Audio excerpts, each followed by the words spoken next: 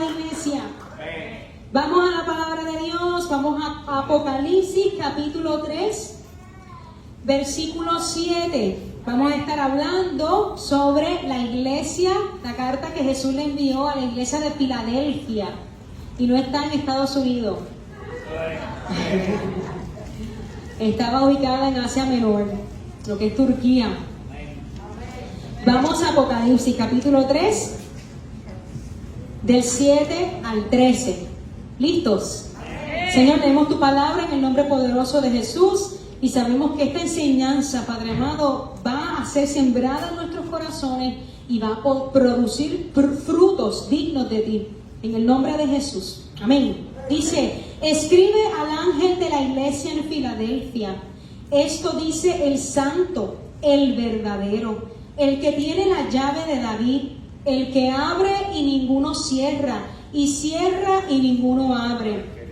Yo conozco tus obras. He aquí he puesto delante de ti una puerta abierta, la cual nadie puede cerrar. Porque aunque tienes poca fuerza, has guardado mi palabra y no has negado mi nombre. He aquí yo entrego de la sinagoga de Satanás a los que dicen ser judíos y no lo son, sino que mienten, son embusteros.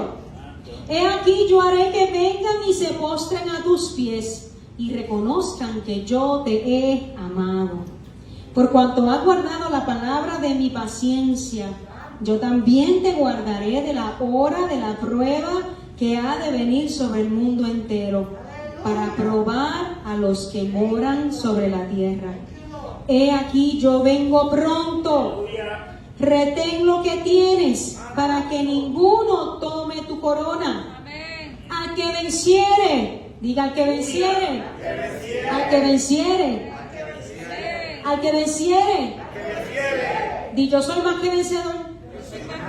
Y soy un vencedor. Dice, lo haré columna en el templo de mi Dios, y nunca más saldrá de allí. Y escribiré sobre él el nombre de mi Dios, y escribiré sobre él el nombre de la ciudad de mi Dios, y escribiré, que se llama la Nueva Jerusalén, la cual desciende del cielo de mi Dios, y escribiré sobre él mi nombre nuevo. El que tiene oído, oiga lo que el Espíritu dice a las iglesias. El que escuche, el que entienda, el que aprenda, pues que obedezca. Amén. Amén. Estamos claros hasta ahí, ¿verdad? Qué linda la palabra de Dios. Vamos a estar hablando sobre la iglesia de Filadelfia. Esta iglesia, en comparación con la de Esmirna, el Señor la considera una iglesia fiel.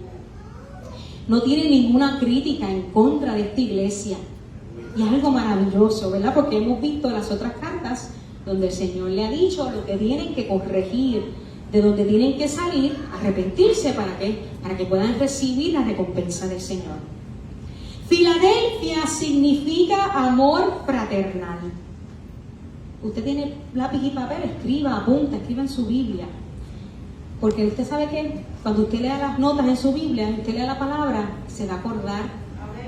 Y cuando la lea, va a refrescarse. Ah, entendí esto. Ah, esto es por esto. No sé, mi Biblia está bien escrita. Y se le está cayendo ya todo, pero no lo voy a cambiar. Filadelfia significa amor fraternal, el amor ágape. La iglesia de Filadelfia debía manifestar amor.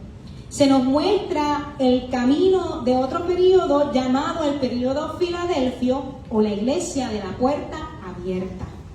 Desde Tiatira, cuando Satanás aparentemente tiene todo el control, hasta el mensaje de Sardis, donde solo unos pocos se aferraron a la palabra de Dios, vemos ahora el mensaje a la iglesia en Filadelfia, donde se basa en el amor fraternal, en el amor agapao, en el amor ágape. Amén. Ese es el amor que Dios tiene para nosotros. Filadelfia, para que tengan un trasfondo y puedan entender por qué Jesús escribe esta carta. Filadelfia fue fundada por Atalo II, rey de Pérgamo. Reinó del año 159 al 138 a.C.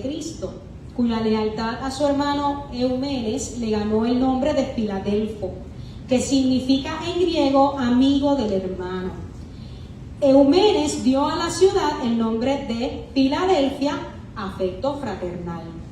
Filadelfia debía manifestar amor como lo expresa Juan en su carta en 1 de Juan 4, 7, 8, que dice: amados, amémonos unos a otros, porque el amor es de Dios. Amados. ¿Y por qué le empieza diciéndonos amados? ¿Por qué nos dice amados? Porque somos amados. ¿Por quién? Por nuestro Dios. Así que nos dice: amados, amémonos unos a otros. No si me caes bien o si me caes mal. Si tú me caes mal, no te voy a amar. No. Si haces lo que yo digo, te voy a amar. No. Amémonos unos a otros. ¿Por qué? Porque el amor es de Dios. El amor proviene de Dios y no del hombre. Todo aquel que ama es nacido de Dios y conoce a Dios. Esto es bien profundo. Cuando usted lo internaliza, dice: el que ama es nacido de Dios. ¿Por qué? Porque conoce a Dios. Y como Dios es amor, amamos, porque somos amados. Amén. Y dice: el que no ama no es de Dios. ¿Por qué? Porque Dios es amor. El que no ama no ha conocido a Dios. ¿Por qué? Porque Dios es amor. Amén. Así que nosotros somos todo amor. Tenemos que amar. ¿Cómo nos ama? Dios. ¿Dudas con eso? Amén. Dale la gloria al Señor. Amén. Dice: Filadelfia está situada a unos 45 kilómetros al sureste de Sardis y estaba situada en un valle fertilísimo debido al subsuelo volcánico. En la actualidad, Filadelfia, que tiene otro nombre, es principalmente una ciudad cristiana, pero no evangélica. ¿Ok? Estaba situada donde se juntaban en un mismo punto tres grandes países: Misia, Lidia y Frigia. Se fundó la ciudad en este lugar en particular para que se pudiera propagar el lenguaje griego, su cultura, su literatura y sus costumbres hacia todo el mundo, porque ahí se unían tres ciudades importantes. Era una ciudad apta para la acción misionera. De ahí es donde viene la palabra que dice la puerta abierta. Cuando Jesús dice: hay una puerta abierta, con éxitos notables en proyección de la cultura griega como la difusión del Evangelio. La ciudad fue destruida por el mismo terremoto que destruyó a Sardis en el año 17 después de Cristo. La misma fue reconstruida por Tiberio, como también reconstruyó a Sardis, por lo cual levantaron un templo a Germánico, hijo adoptivo del emperador. Ellos tenían ya un templo al dios de Dionisio, llamado por los romanos Baco, conocido por Dios del vino. De ahí la palabra bacanales, que eran las fiestas dedicadas a este dios Baco con profusión de borrachera. Así que si usted se va a festejar la borrachera, ¿a quién está adorando? A Baco. Exactamente, gracias Edwin, lo entendiste. Filadelfia estaba situada ante un gran terreno volcánico y estaba sujeta a grandes terremotos. Muchas veces la ciudad quedaba devastada por los temblores y terremotos. Cuando llegaban, las personas pues huían por temor, salían de sus casas y buscaban refugio. Pero la carta que Jesucristo les envía le habla de seguridad perpetua y eterna que tenemos en Él. Jesucristo usó el lenguaje común de esos días para enseñar una lección espiritual a la iglesia de Filadelfia y nos las enseña a nosotros también en estos tiempos. Filadelfia tuvo tres cambios de nombre: Filadelfia, Neocesarea, que es nueva ciudad de César, y Flavia. Durante la persecución general del emperador romano, por favor, estén aquí conmigo, yo sé que esto es historia, es un poquito medio aburrido, pero es bien interesante. Es aburrido pero interesante. Ustedes van a entender por qué. Durante la persecución, si ustedes no hicieron caso en la escuela, cuando enseñaron historia del universo, del mundo, todo esto lo enseñaron en la historia del mundo. Yo estoy aquí recordándome de esos tiempos. Durante la persecución general del emperador romano de Trajano, en el año 111-112 después de Cristo, aproximadamente 15 años después que se escribió el Apocalipsis, todas las iglesias sufrieron mucho, excepto Filadelfia. Como lo dice la palabra, que es una palabra profética en el versículo 10. Permaneció intacta milagrosamente cuando el maometismo exterminó prácticamente todas las iglesias de Asia Menor. Durante las invasiones de Tamerlán, que es Timur, un turco mongol, gobernante poderoso del Islam, Filadelfia fue protegida y no fue destruida milagrosamente, mientras que las demás iglesias del Asia Menor fueron destruidas. Aún los mismos mahometanos no podían comprender por qué ocurrió esto. Nadie molestó a la iglesia de Filadelfia y la llamaron Al-Ashir, que significa ciudad de Dios. ¿Verdad qué interesante? Es la iglesia de la puerta abierta. Así como el Señor solo tenía palabras de elogios para Esmirna, que era la iglesia perseguida, la iglesia mártir, igualmente tenía palabras de elogio para la iglesia misionera. Es la iglesia de misioneros, evangelistas y comunidades bíblicas. Es la iglesia de predicación mundial del Evangelio del Hijo de Dios. Representa el movimiento misionero y representa la iglesia avivada de ese tiempo y de estos tiempos. Amén. Esta es la iglesia que se extiende hasta nuestros tiempos, nuestros días presentes. Nosotros somos la iglesia del amor fraternal. Y somos la iglesia de la puerta abierta. ¿Abierta para qué? Para proclamar el Evangelio. Porque mucha gente piensa de que Dios me abre las puertas para llenarme de riquezas, y de eso no se trata. Se abre la puerta porque hay una puerta abierta para que nosotros lleguemos a esas vidas y podamos proclamar el Evangelio. Y el Señor prepara el corazón de esas personas para recibir la semilla de la palabra de Jesucristo. Amén. Brevemente quiero hacer un contraste de la carta de Esmirna y la carta de Filadelfia. Lo que Jesús le dijo a Esmirna, que ya lo estudiamos, lo puede buscar en YouTube, lo puede buscar en Facebook, en el grupo. Si no está unido, únase. Si no, en YouTube, en Ruach Family. Pregúntale a Casey cualquier duda. La iglesia de Esmirna, Jesús le dice que algunos iban a ser encerrados en la cárcel, que pasarían por una tribulación que duraría 10 días, que la iglesia tenía que sufrir la oposición que les vendría de parte de algunos que profesaban ser judíos, pero que en realidad eran sinagoga de Satanás. Sin embargo, en la carta a Filadelfia, Jesús no le dice esto. Le dice que Dios abría una puerta que nadie podía cerrar para que predicaran el Evangelio. Que los iba a librar de la hora de la prueba. No le dijo, van a estar en la cárcel y van a pasar persecución y tribulación. No, yo te voy a librar de la hora de la prueba. Y le dijo que iba a ser que los que se decían ser judíos, pero que eran sinagoga de Satanás, vendrían y se postrarían delante de los pies de los creyentes y reconocerían que Dios los había amado. ¡Qué espectacular! Podemos ver que el mensaje a cada iglesia era diferente de las otras y sigue siendo una característica muy común en las iglesias de hoy en día. Hay países donde las iglesias tienen puertas abiertas y libertad para predicar el Evangelio, mientras en otros países los creyentes son terriblemente perseguidos, tienen que esconderse para poder predicar el Evangelio y aún tienen que dar su vida para proclamar el Evangelio. ¿Y por qué esto ocurre? Porque unos tienen puertas abiertas y los otros tienen puertas medias abiertas o más difíciles, abiertas pero con un precipicio ahí. Porque todo depende del propósito de Dios.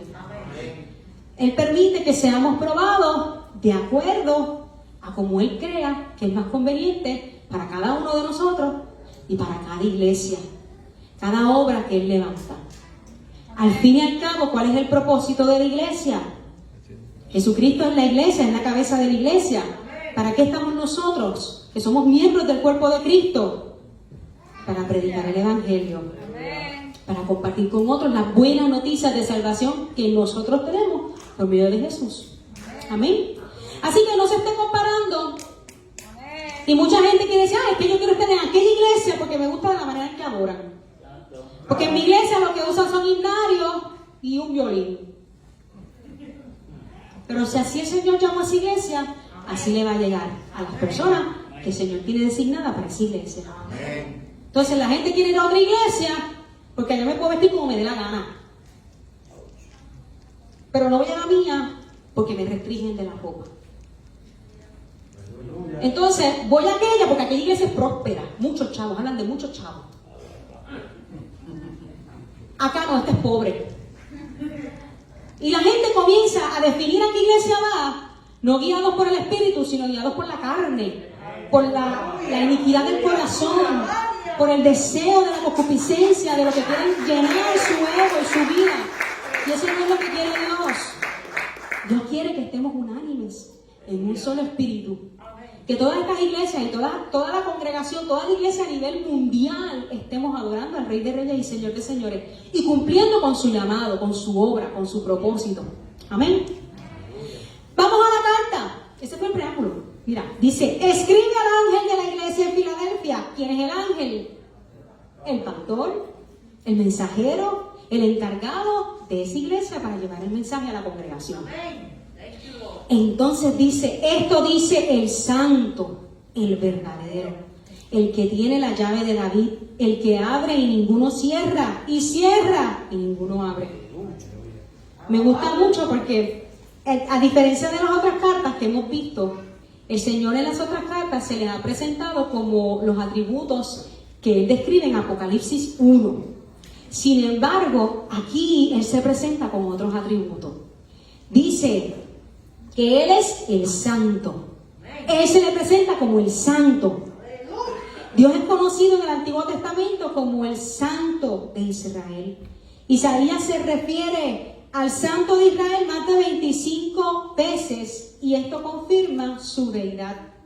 Cuando tú buscas la definición de santo, significa que es digno de reverencia y adoración, que es sagrado, que es puro en lo físico, en lo moral, que está limpio, que es respetuoso, que merece reverencia, que es perfecto, que no tiene mancha, que está moralmente puro. Y la moral es la cualidad de las acciones humanas, buenas o malas.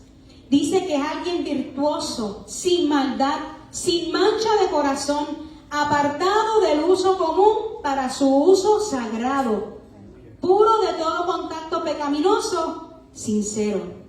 Él se presenta como el santo. Todo eso, merecedor de honra, puro, sin mancha, sin pecado, que fue concebido del Espíritu Santo, así que nació libre de pecado. ¿Por qué? Porque María era virgen y fue concebido por el Espíritu Santo. No hubo una interacción masculina de hombre para que pudieran hacer Jesucristo, se pudieran engendrar Jesucristo. Fue por medio del Espíritu Santo. Eso lo hace limpio, lo hace puro. Y vivió Jesucristo una vida en santidad. Se le presenta como el verdadero.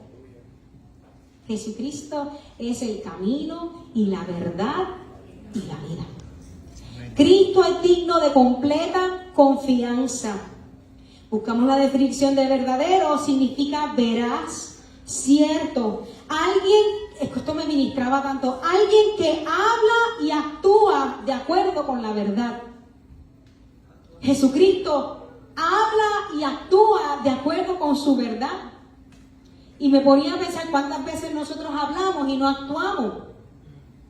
Porque podemos decir la verdad, pero nuestras acciones van diferentes a lo que estamos hablando. ¡Aleluya! Y pecamos, haciendo algo tan sencillo como eso. Pero Jesucristo es la verdad. Él habla y actúa de acuerdo con la verdad. algo no fingido, no ficticio, algo que no es falso, algo que es genuino, que es real, que se opone a lo falso, que ama la verdad, que es digno de ser creído, sincero, recto de corazón, fiel, justo, uno que no puede mentir, alguien que ha sido puesto a prueba y ha resultado genuino. Todo eso es la definición de verdadero. Él no es un producto de la imaginación humana. Jesucristo es verdad. En contraste con los mentirosos de la sinagoga de Satanás, que son unos embusteros, que son unos mentirosos, que dicen ser que eran hijos de Dios y eran hijos del diablo. Porque comenzaron a perseguir a los judíos cristianos, a los judíos que verdaderamente reconocieron a Jesucristo como el Mesías. Y comenzaron a perseguir a los gentiles que reconocieron a Jesucristo como el Salvador. Así que Satanás cogió las sinagogas de los judíos y comenzó por medio de ellos a utilizarlos para perseguir a los cristianos. Entonces, hablaban mentira. Y Jesús se le presenta como el verdadero. Yo soy el santo, yo soy el verdadero, yo soy la verdad. No soy nada fingido, no soy una imitación, soy yo, el Dios de Israel. Qué maravilloso, qué glorioso. Dice la palabra en Juan 1:9, aquella luz verdadera que alumbra a todo hombre venía a este mundo. ¿Y quién era ese? Jesucristo. Juan 14:6 dice, yo soy el camino y la verdad y la vida. Y Juan 15:1 dice, yo soy la vid verdadera, no te dejes engañar por lo que es ficticio, por lo que es fingido. Ustedes han visto, ahorita estaba la foto, el afiche, de que sin paciencia no va a haber fruto. Bendición, gracias. Es lo mismo, fruto, bendición. Y había unas uvas, un racimo de uvas hermoso y maravilloso. ¿Usted ha visto el racimo de uvas verdadero? ¿Y usted ha visto la imitación? ¿Ha intentado comerse una? Hay unas imitaciones de una fruta que parecen tan y tan natural que cuando usted la muerde, usted sabe que es de embuste. Sin embargo, cuando usted se disfruta la uva de verdad, usted la mastica y se la come, usted se deleita en el sabor de esa uva con semillas, sin semillas, verde, roja, negra. ¿Qué más hay de uva? Mi esposo es catador de uva. Toda la semana hay que comprar uva. Dulce y sin semilla. Pero cuando probamos la fruta de verdad y nos satisface, no la vas a cambiar por la ninguna. Pues Jesucristo es la verdad. Porque entonces nos conformamos con el engaño del mundo y verdaderamente no disfrutamos la verdad, que es Jesucristo. Amén. Dice, el que tiene la llave de David, que es símbolo de autoridad. En Isaías 22:22 dice, y pondré la llave de la casa de David sobre su hombro, y abrirá y nadie cerrará, cerrará y nadie abrirá. Les quiero hacer una historia brevemente. En los días del profeta Isaías gobernaba el rey Ezequías. Tenía un cortesano. Un cortesano es aquel que sirve al rey o sirve a su corte, llamado Sebna, que fungía como mayordomo.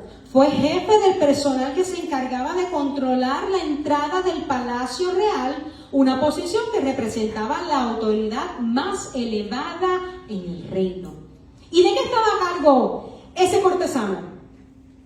De la entrada de las personas al palacio. ¿Y cómo abrían esa puerta? ¿Con qué uno abre una puerta? Con una llave. Una llave. Exactamente. Pues él tenía la llave del palacio real. Y tenía una posición que representaba la autoridad más elevada en el reino. Si tú no tienes llave, tú no puedes abrir la puerta. Así que quien tiene la llave para abrir la puerta es el que está en autoridad. Usted no le va a dar las llaves de su casa a un extraño, ¿verdad que no? Así que usted tiene las llaves de su palacio real, ¿verdad? De su casa, donde usted vive. Pues no le dé esa llave a cualquier persona. Pues este hombre actuó impropiamente en su cargo, buscando su propio beneficio personal, y como consecuencia el profeta anunció que sería transportado por Dios en duro cautiverio y que sería reemplazado por un hombre justo y honrado llamado Eliaquim. De ahí es que Dios dice que pondrá la llave de la casa de David sobre su hombro y abrirá y nadie cerrará, y cerrará y nadie abrirá. Primero, ¿verdad? En Sebna hubo pecado de autosuficiencia y la gran importancia que se daba a sí mismo.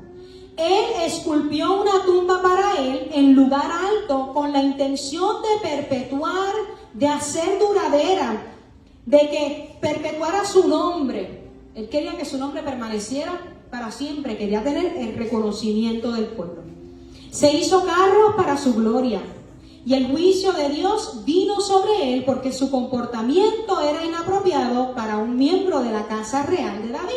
Por eso se le llamó vergüenza de la casa de tu Señor.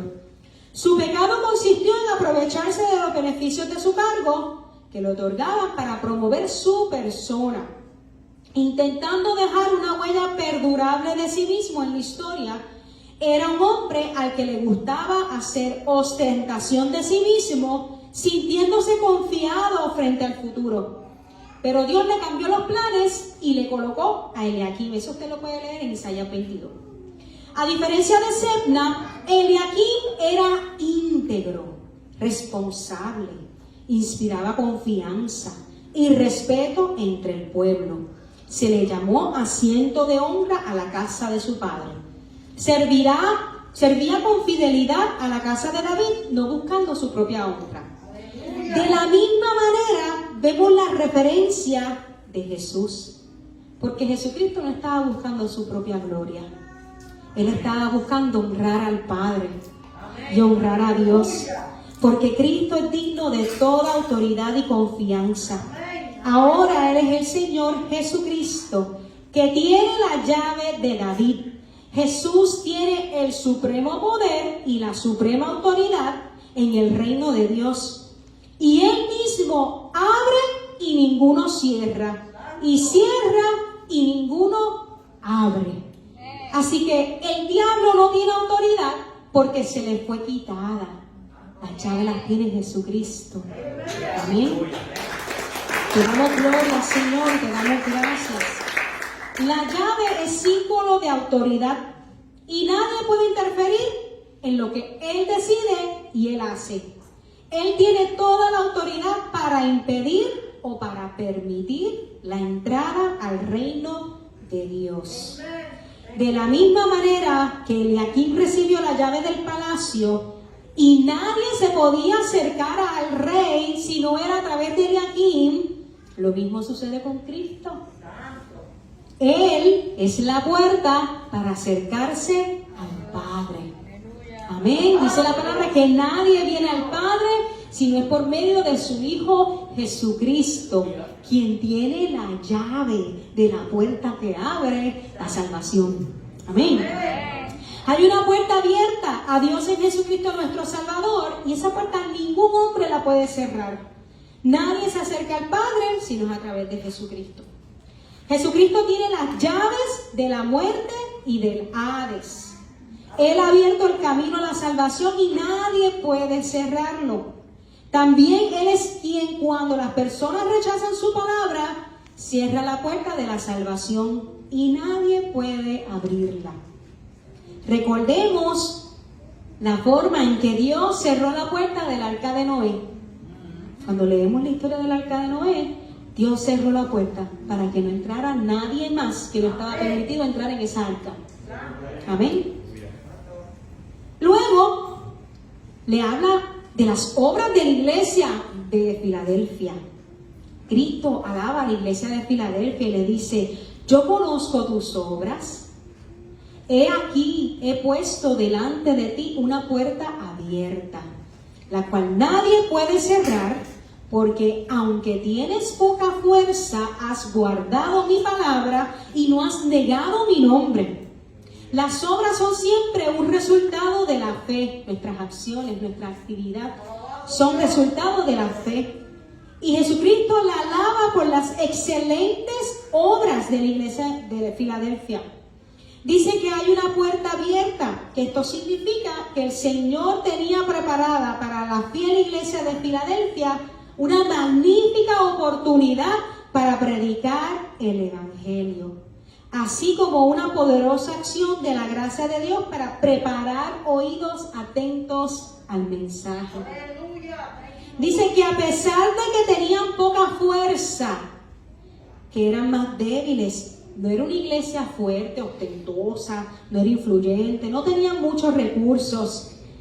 Era pequeña, era pobre, eran de escasos recursos. A pesar de eso se mantenían fiel a la palabra de Dios. Y por su fidelidad iban a ser recompensados.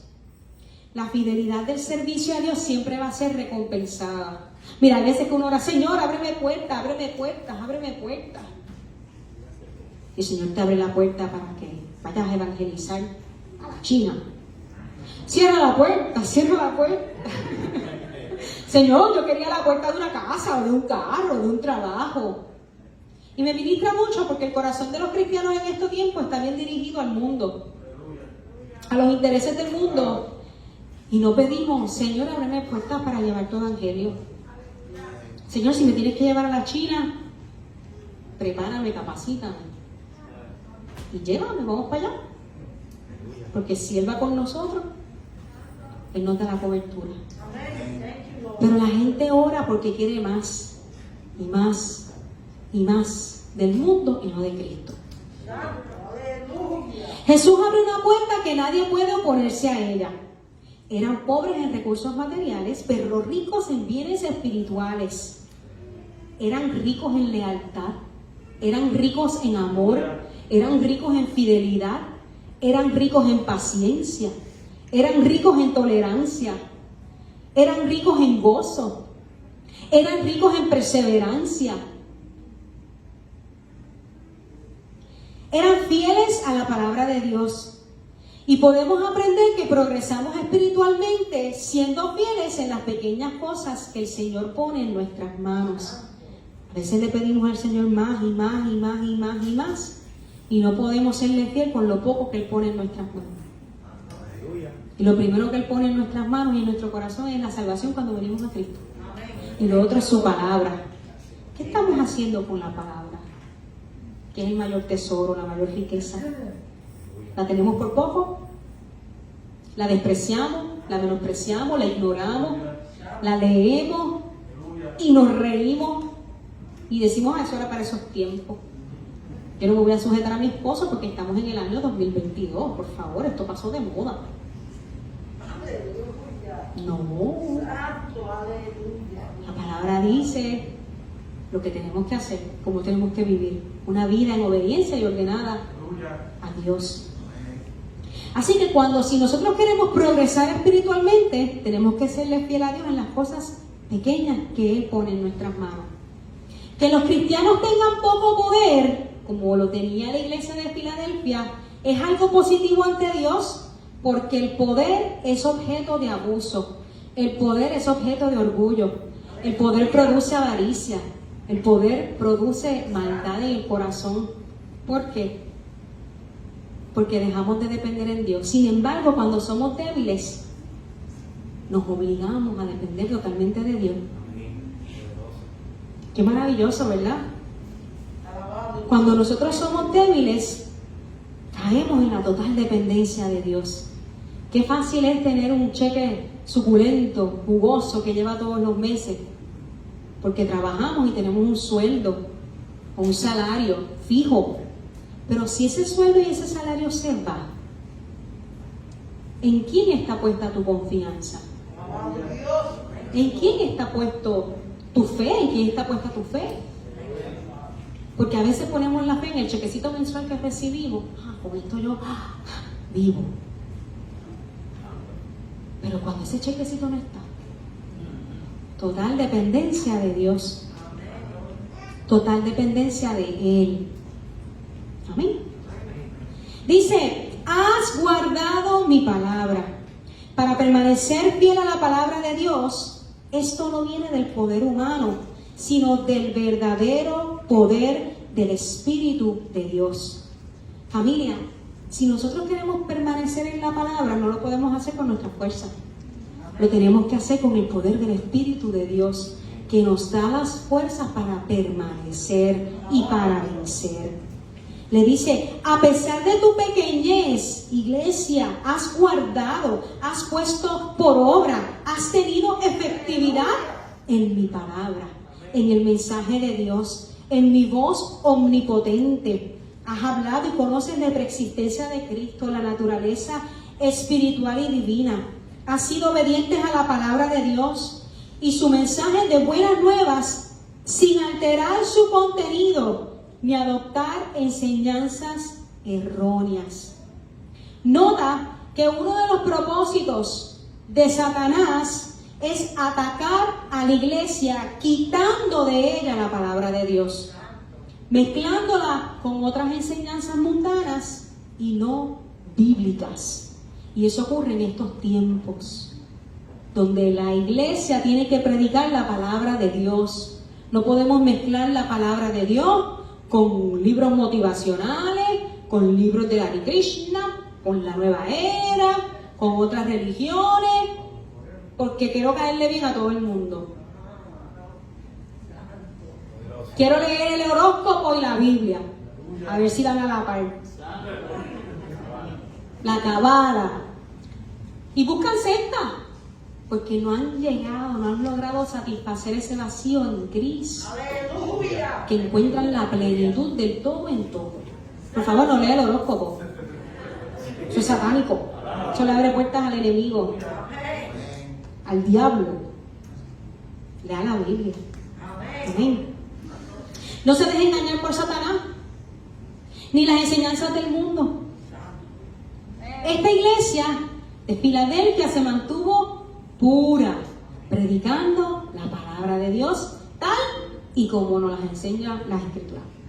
Dice, no has negado mi nombre, has confesado con toda valentía y has afrontado todos los riesgos por causa de mi nombre. Cuando buscas la definición de negar, mira esto. Jesús le está diciendo a esta iglesia, no has negado mi nombre. ¿Y cuál es su nombre? ¿Cuál es el nombre? Jesucristo, el Mesías, el Salvador, el ungido. No dijeron lo contrario y lo opuesto a lo que Jesucristo afirmó. No negaron lo que Jesús dijo que es cierto. No rechazaron y no renunciaron a Cristo.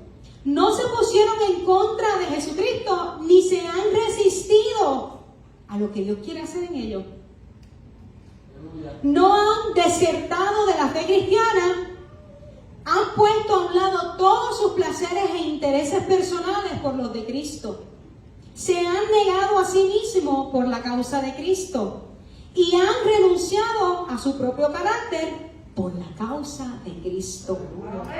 No despreciaron ni menospreciaron el nombre de Jesucristo. Menospreciar es tener una cosa o persona en menos de lo que eso merece o se merece.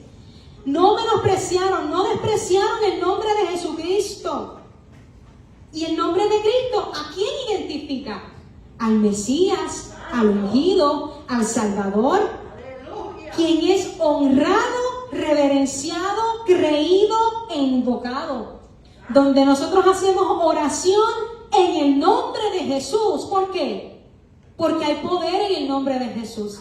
Hay salvación en el nombre de Jesús. Hay sanidad en el nombre de Jesús. Si tú quieres ver respuestas contestadas, ora conforme a lo que el Espíritu Santo quiere que ore en el nombre de Jesús. Porque hay poder. Y dice, ustedes, dáselo al Señor. Dice, ustedes no han negado mi nombre. Es como si a mí me dijeran, ¿él es tu esposo? ¿Para qué quieres saber? ¿Me conviene o no me conviene? ¿Tú eres mi esposo? Depende. ¿Él es mi esposo? Sí. ¿Y cuál es su nombre? Elvin González Santiago. En las buenas y en las malas, en salud y en enfermedad, en riqueza, en pobreza, en gozo, en tristeza. ¿Verdad? ¿Se acuerdan todos los que están casados que hicieron ese pacto delante de Dios? Acuérdense de ese pacto. Que no es cuando hay gozo, cuando hay chavos, cuando hay comida. Es en todo tiempo. Amén. Así que ellos no negaron el nombre de Jesús, como nosotros no negamos los nombres de nuestros esposos y nuestras esposas. Usted no vaya a negar a su esposa. ¿Escuchó? Ay, Señor. Así que le dice: he aquí yo entrego de la sinagoga, estoy en el versículo 9, lo que Cristo ve, he aquí yo entrego de la sinagoga de Satanás a los que se dicen ser judíos y no lo son, sino que mienten, y he aquí yo haré que vengan y se postren a tus pies y reconozcan que yo te he amado. Los creyentes eran perseguidos por sus hermanos judíos, que estaban convencidos que serían ellos y no los cristianos quienes heredarían el reino de David. Estos judíos no aceptaban que Dios amara a los judíos que aceptaron a Jesucristo como el Mesías, y no podían aceptar que Dios amara a los gentiles que reconocieron a Jesús como su Salvador, porque ellos pensaban que Dios solo los amaba a ellos, el pueblo de Dios judío, ortodoxo. Despreciaban los gentiles como personas ajenas a los pactos de Dios, pero Cristo les muestra que los creyentes son su pueblo amado. Y le dice: haré que vengan y se postren a tus pies y reconocerán que yo te he amado. Cuando uno busca la definición de postren, en este versículo dice proskuneo, del griego proskuneo. Dice como definición: besar como el perro lame la mano del amo.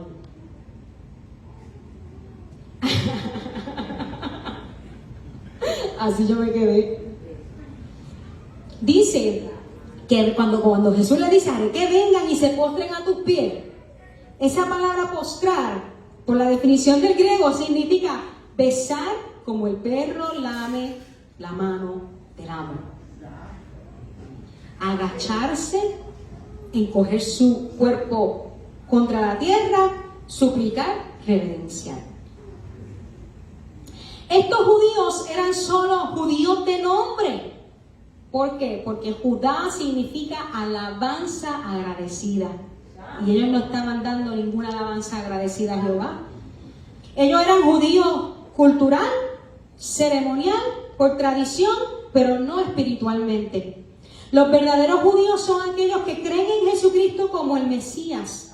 Como la mayoría de la nación judía rechazó a su Mesías, sus sinagogas se convirtieron en fortalezas donde se combatía el cristianismo y Satanás utilizaba para oprimirlos, porque ellos se iban en contra de Jehová, y el que se va en contra de Jehová se va en contra de Cristo. Cristo obligará a que estos perseguidores se postren a los pies de sus seguidores. Después de haber rechazado al Mesías, los gentiles eran los que tenían que enseñarle a los judíos el camino para acercarse a Dios, sujetarse a la iglesia porque Cristo está en ella y los ama. Reconocerán que yo te he amado. Admitir el amor de Cristo, ese amor ágape que considera con favor, que se considera con buena voluntad, con benevolencia, un amor compasivo, tolerante, que hace el bien, es el afecto fraternal, el amor ágape. Dice la palabra que Dios es el autor y la fuente de amor. Así que ¿quién se inventó el amor? Dios. Lo que te quieran vender por ahí que es amor, no es amor. Porque cuando leemos la palabra, vemos lo que verdaderamente es amor. El amor, como dice la palabra en Corintios, no es egoísta, no es jactancioso, no busca lo suyo, lo sufre todo lo cree, todo lo espera, todo lo soporta, no se envanece. El amor es sufrido, es benigno. Hay una canción. No se envanece, no es egoísta, no es rencoroso. No, no, no. Todo lo sufre, todo lo cree, todo lo espera, todo soporta. El amor nunca deja de ser. Porque Dios es amor. Búsquela, escúchela y apréndasela de memoria. Nosotros debemos demostrar este amor de Cristo hacia otros, como lo hizo la iglesia de Filadelfia. Y dice, por cuanto has guardado la palabra de mi paciencia, yo también te guardaré de la hora de la prueba que ha de venir sobre el mundo entero, para probar a los que moran sobre la tierra. Por cuanto tú guardaste la palabra de mi paciencia, o sea, soportaste alegremente, esperanzado, con constancia, perseverante, tolerando, resistiendo los sufrimientos en la fe, con una mente tranquila, yo te voy a guardar de la hora de la prueba que ha de venir. Ellos obedecieron el mandato de Dios, soportaron y aguantaron pacientemente por su causa.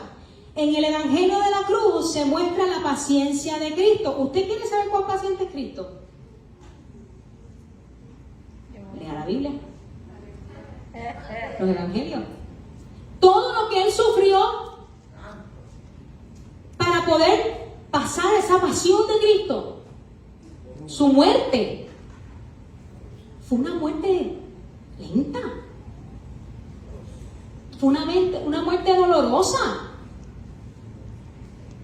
Él fue escupido, Él fue maltratado, Él fue latigado, a Él le pusieron una corona de espinas. Su cuerpo estaba herido antes de ir a la cruz. Estaba hecho canto. Él cargó su cruz.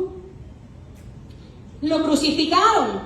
Y aún en la cruz, que estaba con vida, sufriendo dolor por todos nosotros, Él le dice, Padre, perdónalos porque no saben lo que hacen. Eso no es paciencia. Amén. Somos nosotros y cargamos una caja de agua de Samsi de Coco y no queremos morir. No sufrimos, o sea, sufrimos cuando me dicen que hay que cargar una caja de agua. Eso pesa un montón, cada vez le ponen más botella. Pero lo que sufrió Cristo por nosotros, por la humanidad, mostró su paciencia. Y Él le dice, por cuanto has guardado la palabra de mi paciencia, yo te guardaré de la hora de la prueba que ha de venir sobre el mundo entero, para probar a los que moran sobre la tierra. El Señor va a probar a los que tienen el corazón puesto enteramente en las cosas de la tierra. Jesucristo lo sufrió todo y lo soportó todo. Aquí podemos ver la reciprocidad de Dios. Así como tú has hecho conmigo, así yo voy a hacer contigo. Tú guardaste mi palabra con paciencia, yo te guardaré de la prueba que ha de venir. Entonces la gente quiere bendición de Dios sin pagar precio. La gente, pues Dios es su misericordia, porque es que Dios es su naturaleza, es misericordioso, es protector, es amor. Pero la gente quiere pedirle a Dios y no le quiere dar nada. No quieren rendirse a Él. No quieren vivir para Él. Quieren acomodar a Dios a su manera. Dice que prueba es adversidad, tentación. Es el estado de prueba en que Dios le trae a su pueblo por medio de la adversidad y aflicción para animar y probar su fe y confianza en Él. Jesucristo nos exhorta, nos anima en su palabra a orar en todo tiempo, a vigilar, a tener una conducta realmente cristiana, para que Dios no nos permita caer en tentación, en las trampas que nos conducen al pecado, porque tal vez no las resistamos porque no estamos firmes y preparados según nuestra etapa espiritual de crecimiento. El libro de Apocalipsis vislumbra un breve periodo futuro de persecución intensificada para la iglesia y manifestaciones de la ira de Dios contra los que moran sobre la tierra. Los que moran sobre la tierra, y la ira, el juicio de Dios, son para aquellos rebeldes, donde su corazón está en lo terrenal y no en lo espiritual, en lo eterno, en lo que Dios quiere que pensemos. Jesús no promete librarnos del sufrimiento ni del martirio, sino que nos promete su protección de su ira para transformar el martirio en triunfo. Y dice: he aquí yo vengo pronto. Cristo viene pronto y la cita llegará.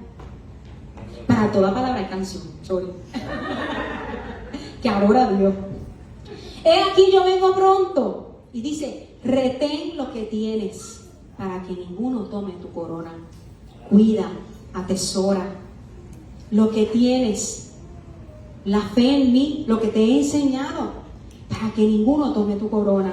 Jesús nos recuerda de su regreso, animando a su pueblo para que esté preparado para el encuentro con Él.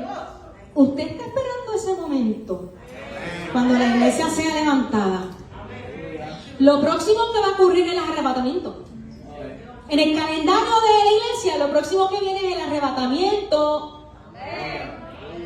Estamos esperando ese tiempo. Ustedes saben que hay cristianos que dicen: no, que no venga todavía. Yo me quedan cosas por hacer aquí. Póngale las manos y repréndalo. ¿Por qué?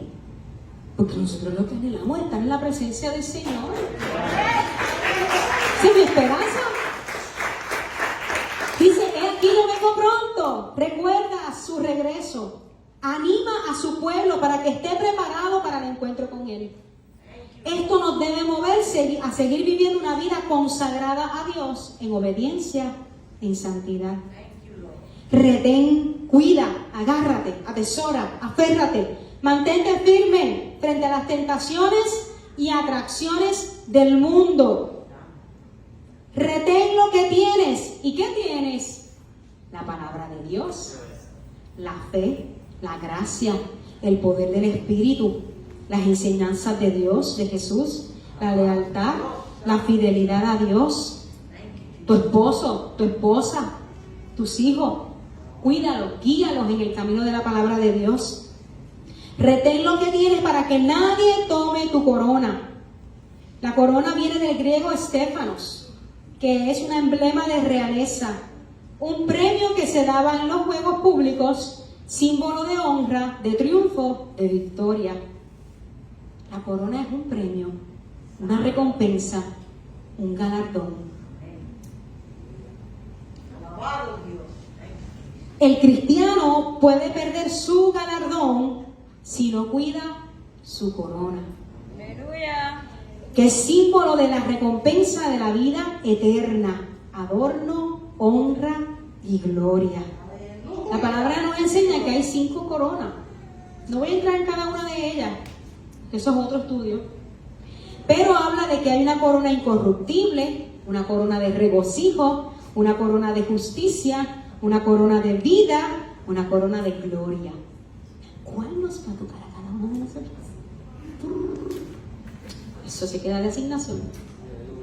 Recordemos que el Señor nos ha dado la vida eterna, la salvación y el cielo. Y estos no son recompensas, sino regalos de nuestro Señor Jesucristo.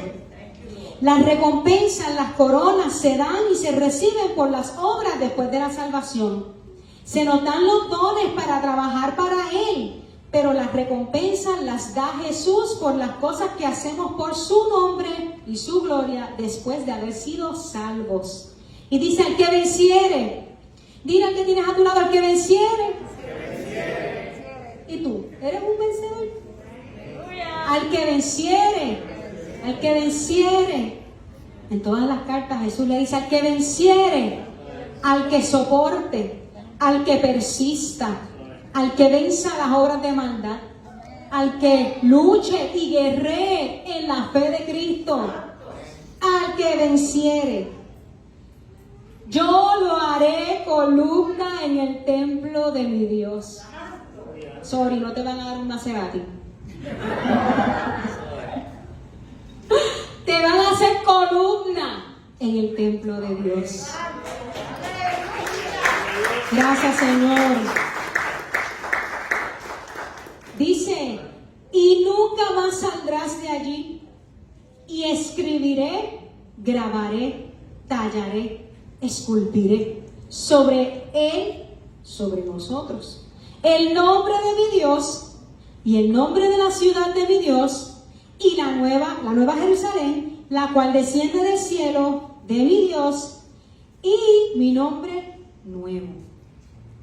Columna en el templo de mi Dios, columna en el santuario de mi Dios, en su morada.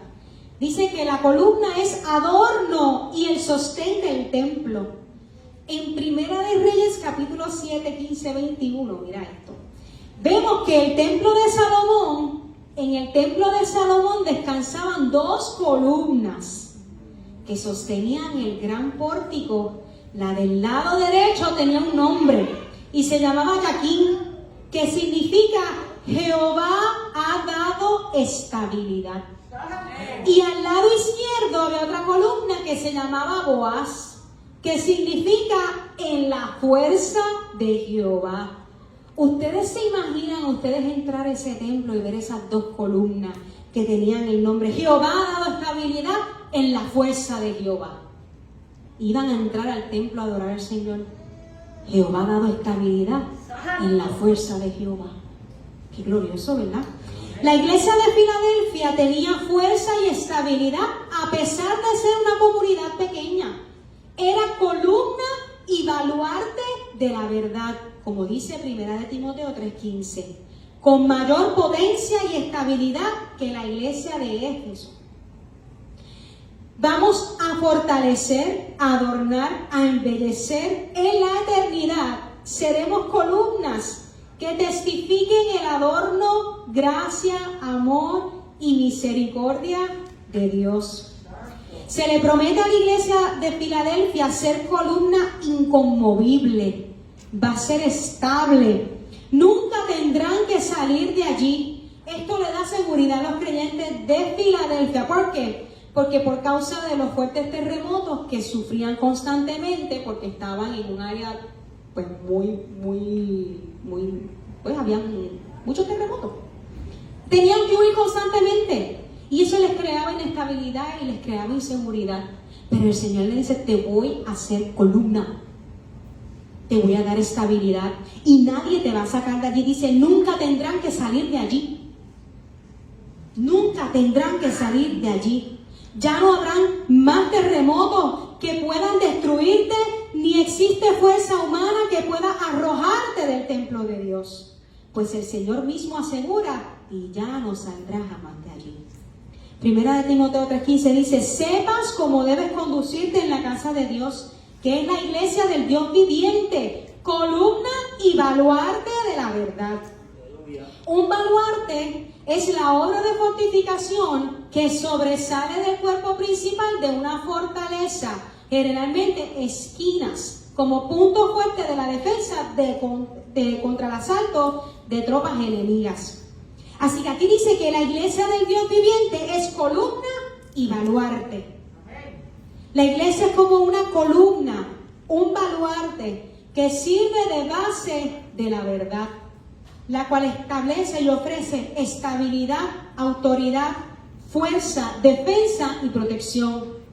La iglesia de Jesucristo, nosotros, el cuerpo de Cristo, somos columna, somos baluarte. Eso significa estabilidad, autoridad, fuerza, defensa, protección. La iglesia está para presentar la verdad de Cristo delante del mundo. Privilegio de la iglesia presentar la verdad de Dios delante del mundo para que puedan descubrir la belleza de nuestro Dios y se sientan atraídos a su presencia. Cuando le hablamos a alguien de Cristo, ¿lo acercamos o lo espantamos? Con las acciones que nosotros hacemos en nuestro diario vivir, ¿acercamos a las personas a Cristo o los alejamos del Señor? Chacho, ese dice que es cristiano, pero si ese es cristiano, yo no quiero ir para allá. Porque es que no está dando buen testimonio. Pues Dios no quiere eso. Dios quiere una iglesia sana. Que seamos estables. Que representemos la autoridad de Cristo. Que mostremos la fuerza en el poder del Espíritu de Dios. Que presentemos defensa y protección ante ¿qué? Ante los ataques del enemigo, ante la persecución, ante lo que pueda venir en contra de la palabra y de la iglesia. La misión no se puede cumplir si estamos fuera de la iglesia. La misión no se puede cumplir si estamos tambaleando.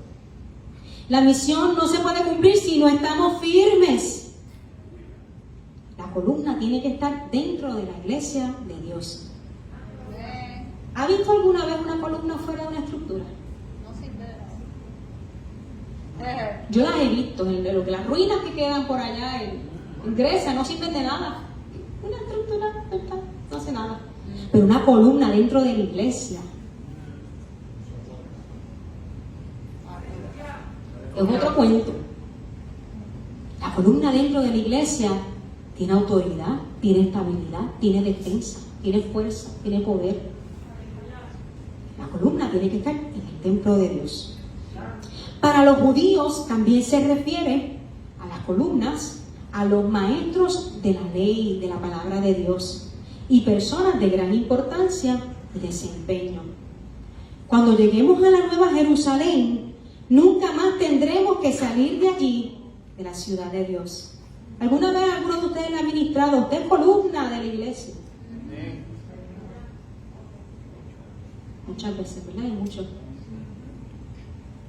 Pues eso significa mucho. Uno es una varilla. Es una columna. ¿Lo entendió? Columna. Al que venciere, hay recompensa. Columna. Y escribirá sobre él, sobre nosotros, el nombre de mi Dios, el nombre de la ciudad de mi Dios, que ¿cuál es?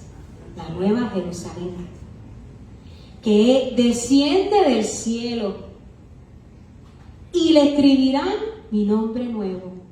No va a ser como un Sharpie, ni como un Magic Marker washable. Va a ser labrado, estipado. Como los tatuajes que no se pueden borrar. Así mismo nos van a poner el nombre de nuestro Dios, el nombre de la ciudad de nuestro Dios, que es la Nueva Jerusalén, y el nombre nuevo de Jesús. Jesús hace comparación con la propia ciudad de Filadelfia, ya que esta misma había tenido 3 nombres diferentes y ninguno permaneció. Mientras que Cristo impone a los suyos un nombre glorioso y definitivo. Escribiré sobre él el nombre de mi Dios como sello de protección sobre el pueblo santo escogido de Dios. El nombre de la ciudad de Dios, la Nueva Jerusalén, y estamos los creyentes, los cristianos, los que permanecemos, los que vencemos.